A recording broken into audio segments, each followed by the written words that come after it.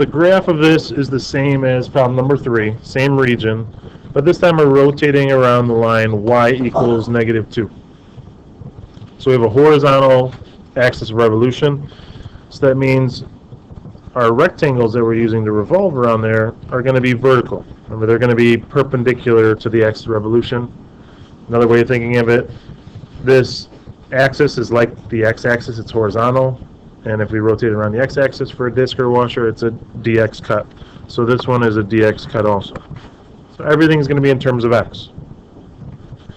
Our little radius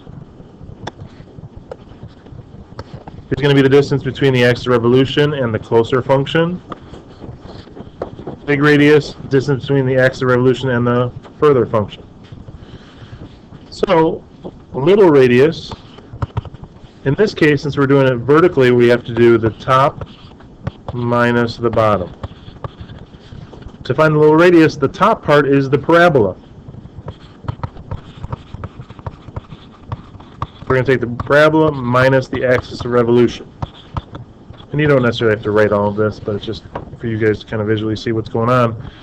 So the parabola, the y value of the parabola, we need to represent in terms of x, since it's a dx cut. So the parabola is going to be x squared minus our axis is -2.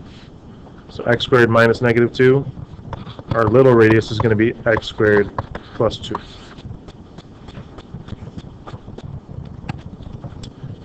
Big radius, also doing top minus bottom. So the top part is going to be our line, that horizontal line, minus the axis of revolution. So our line up there has a y value of 4. Axis of revolution is -2, so 4 minus -2. Big radius is going to be 6. So we want to set up our definite integral. We're going to have pi times the definite integral from the smallest x value, which is 0, to the biggest x value. We need to figure out where these intersect. That point is where x value is going to be the largest.